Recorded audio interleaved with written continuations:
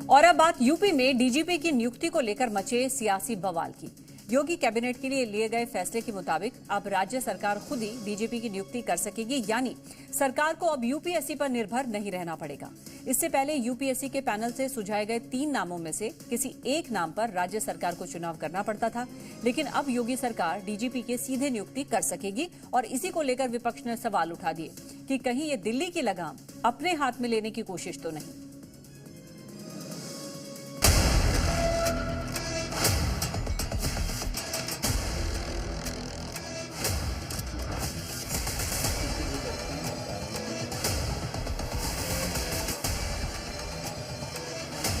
UP में DGP की नियुक्ति को लेकर लिए गए फैसले पर सियासत तेज हो गई। योगी कैबिनेट के फैसले के बाद अब राज्य सरकार खुद डीजीपी की नियुक्ति करेगी। उन्हें यूपीएससी पर निर्भर नहीं रहना पड़ेगा। इसके लिए यूपी सरकार ने उत्तर प्रदेश चयन एवं नियुक्ति नियमावली 2024 बनाई है। नए नियम के मुताबिक हाईकोर्ट के रिटायर्ड जज की अध्यक्षता में एक कमेटी बनेगी। इस कमेटी में यूपी के मुख्य सचिव, यूपीएससी की ओर से नामित सदस्य, यूपी लोक सेवा आयोग का अध्यक्ष या उनकी ओर से नामित सदस्य, अपर मुख्य सचिव या प्रमुख सचिव गृह, एक रिटायर्ड पूर्व डीजीपी कमेटी में शामिल होंगे। डीजीपी वही अफसर बनेगा जिसकी कम से कम 6 महीने की नौकरी बची हो। साथ ही डीजीपी का न्यूनतम कार्यकाल 2 साल तक होना चाहिए। तैनाती के बाद सेवा अवधि 6 महीने हुई तो उसे बढ़ाया जा सकता है। योगी सरकार के इस फैसले को विरोधी दिल्ली से लगाम छीनकर अपने हाथ में लेने की कोशिश बता रहे हैं। सबसे पहले अखिलेश यादव ने तंज कसते हुए सोशल मीडिया पर लिखा, सुना है किसी बड़े अधिकारी को स्थायी पद देने और उसका कार्यकाल 2 साल बढ़ाने की व्यवस्था बनाई जा रही है। सवाल ये है कि व्यवस्था बनाने वाले खुद 2 साल रहेंगे या नहीं। कहीं ये दिल्ली के हाथ से लगाम अपने हाथ में लेने की कोशिश तो नहीं है।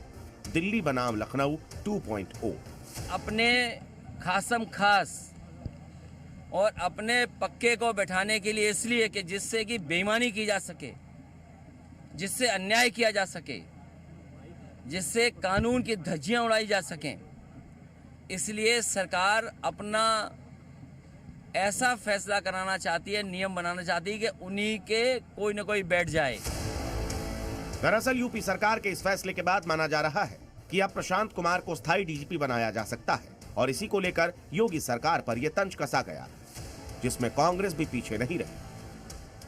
उत्तर प्रदेश की पुलिस पे पूरा उनका कंट्रोल हो और उसी दिशा में ये एक बड़ा कदम है कि वो जो चाहेंगे डीजी वही बनेगा। डीजी वही बनेगा तो डीजी वही करेगा जो वो चाहेंगे। और अभी तक हम देख रहे हैं, जब से वो सरकार में आए हैं, फेक एनकाउंटर्स हो रहे हैं, सड़कों पे खड़े हुए लोगों को गोली मारी जा रही है। ऐसा नहीं है कि यूपी ऐसा पहला राज्य है जिसने डीजीपी की नियुक्ति को लेकर यह फैसला किया है। इससे पहले पंजाब, तेलंगाना और आंध्र प्रदेश में राज्य सरकार के जरिए डीजीपी की नियुक्ति का नियम था। लिहाजा विपक्ष ने जब इस फैसले पर योगी सरकार को घेरा तो बीजेपी नेताओं ने भी पलटवार करने में देरी नहीं की। अखिलेश यादव जी को रह रह करके अपने कार्यकाल की याद सताती है कि कैसे उनके कार्यकाल में मुख्यमंत्री की कुर्सी के 4 पाए, एक पाया रामगोपाल यादव खींचा करते थे, दूसरा पाया शिवपाल यादव खींचा करते थे, तीसरा पाया नेताजी खींचा करते थे और चौथा पाया आजम खान खींचा करते थे। अपने पूरे कार्यकाल में कितने परेशान रहे हैं कि सार्वजनिक तौर पर स्वीकारोक्ति तक की थी। आपको बता दें कि इस फैसले से पहले डीजीपी की नियुक्ति को लेकर अधिकारियों के नाम दिल्ली भेजे जाते थे, जहां से यूपीएससी का पैनल 3 अधिकारियों के नाम का सुझाव देता था, जिसमें से सरकार एक नाम चुनकर नियुक्ति करती थी। लेकिन अब योगी सरकार सीधे डीजीपी की नियुक्ति कर सकेगी। यही वजह है कि विपक्ष इस फैसले को सियासी रंग देने की कोशिश कर रहा है। जी मीडिया के लिए लखनऊ से तुषार श्रीवास्तव और गाजियाबाद से अशोक राज की रिपोर्ट।